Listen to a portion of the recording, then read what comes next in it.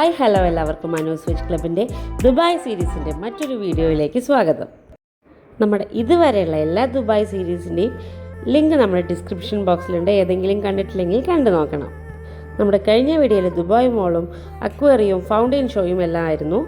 അവിടെ നിന്ന് അതിനുശേഷം നമ്മൾ നേരെ പോകുന്നത് ദുബായ് മോളിൽ നിന്ന് ഏകദേശം 20 കിലോമീറ്റർ ഡിസ്റ്റൻസിൽ സ്ഥിതി ചെയ്യുന്ന JBR അഥവാ ജുമൈറ ബീച്ച് റെസിഡൻസിയിലേക്കാണ്. ദുബായിലെ മോസ്റ്റ് പോപ്പുലർ ആയിട്ടുള്ളൊരു ബീച്ചാണ് JBR. ഇത് സ്ഥിതി ചെയ്യുന്നത് ദുബായ് മറീനയിലാണ്.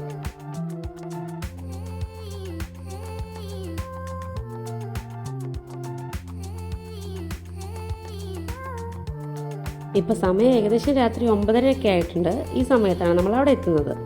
ഇവിടുത്തെ രാത്രിയിലെ കാഴ്ച അതിമനോഹരം തന്നെയായിരുന്നു.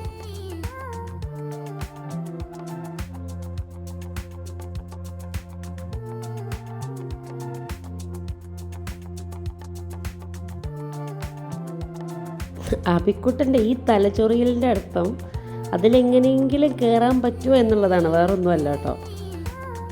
ഈ ലൈറ്റ്സൊക്കെ കണ്ടാൽ കുട്ടികളല്ല നമ്മൾ പോലും ഇതിലേക്ക് അട്രാക്റ്റഡ് ആവുന്നുള്ളതാണ് സത്യം.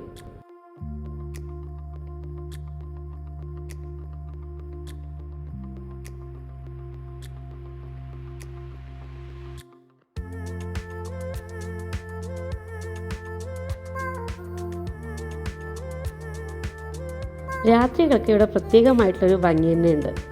ഈ വലിയ വലിയ കൂറ്റൻ കെട്ടിടങ്ങൾക്കിടയിലൂടെ ഉള്ള ലൈറ്റ്സും അതുകൂടാതെ തന്നെ ഈ കെട്ടിടങ്ങളുടെ ലൈറ്റ്സിൻ്റെയൊക്കെ റിഫ്ലക്ഷൻ നമുക്ക് ഈ വെള്ളത്തിൽ കാണാം. അതൊരു പ്രത്യേക ഭംഗിയാണ്. എന്തായാലും കുറേ നോക്കി നിൽക്കുന്ന അബിക്കുട്ടനെ കണ്ട് വിഷമം തോന്നി അവൻ്റെ ഏട്ടന്മാർ അവനങ്ങനെ വണ്ടി വാങ്ങി കൊടുത്തു. ഒരു 20 മിനിറ്റ് സമയത്തേക്കാണ് കേട്ടോ. അതുകൊണ്ട് തന്നെ അബിക്കുട്ടന് വേണമെങ്കിൽ വലുതാവുമ്പോൾ പറയാം, ഞാൻ എൻ്റെ 6ാം വയസ്സിൽ തന്നെ അന്യരാജ്യത്ത് പോയിട്ട് വണ്ടി ഓടിച്ചിട്ടുണ്ടെന്ന്.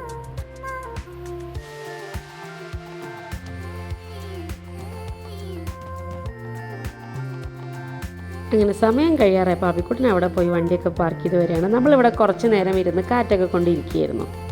അവിടെ നല്ല ഫ്രഷായിട്ട് ഡോണറ്റ് ഉണ്ടാക്കി തരുന്നുണ്ടായിരുന്നു. അതൊക്കെ വാങ്ങി അതൊക്കെ കഴിച്ച് ആ സൈഡിലൂടെ ഇങ്ങനെ നടന്ന് നമ്മൾ ആ ഒരു വൈബ് കുറച്ച് നേരം എൻജോയ് ചെയ്തു.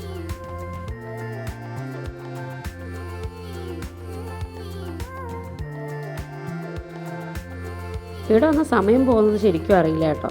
അതുപോലെ തന്നെ ഇവിടുത്തെ ഇതുപോലെയുള്ള സ്കൂട്ടേഴ്സും സൈക്കിൾസും ഒക്കെ റെൻറ്റിന് എടുക്കുകയും ചെയ്യാം വേണമെങ്കിൽ. ഇവിടെ ഇങ്ങനെ വിശാലമായിട്ട് പരന്ന് കിടക്കുന്നതുകൊണ്ടായിരിക്കും അധികം ക്രൗഡ് നമുക്ക് ഫീൽ ചെയ്യുന്നില്ല. പക്ഷെ നിറയെ ആളുകളുണ്ട്.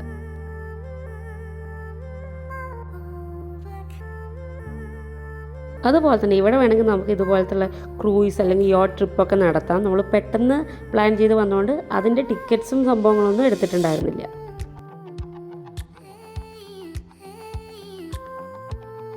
ഇവിടെ ഇങ്ങനെ ഇരിക്കാനുള്ള ഈ സംഭവമൊക്കെ ഇവിടെയുള്ള ഏതോ റിസോർട്ടിൻ്റെ തോന്നുന്നു.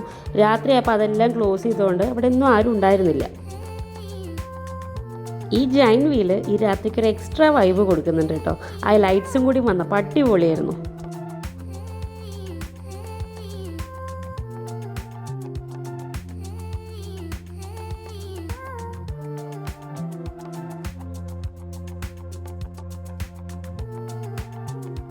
ആകെ മൊത്തത്തിൽ പറയുകയാണെങ്കിൽ വർണ്ണശബളമായിട്ടുള്ളൊരു രോഗം എന്ന് വേണം ഇതിന് പറയാൻ.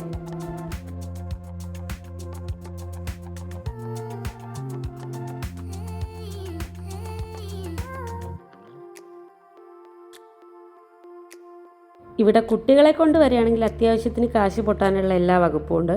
അതുമാത്രമല്ല ഷോപ്പിങ്ങിനുള്ള സ്റ്റോൾസും എല്ലാം ഉണ്ട് ഇവിടെ.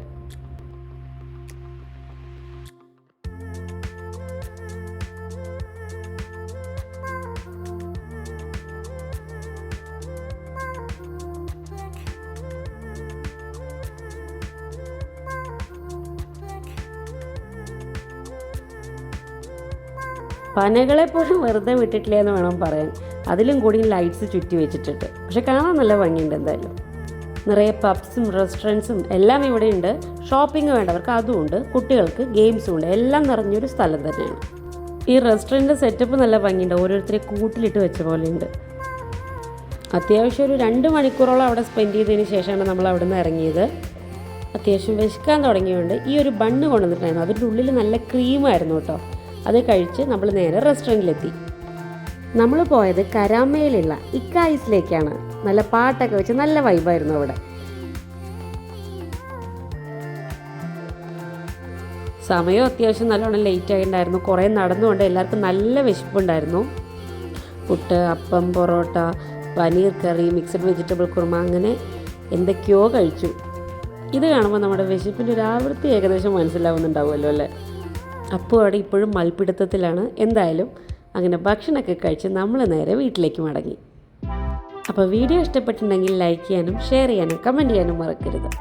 ദുബായ് സീരീസിൻ്റെ അടുത്ത വീഡിയോ ആയിട്ട് വീണ്ടും കാണുന്നവരേക്കും താങ്ക്സ് ഫോർ വാച്ചിങ്.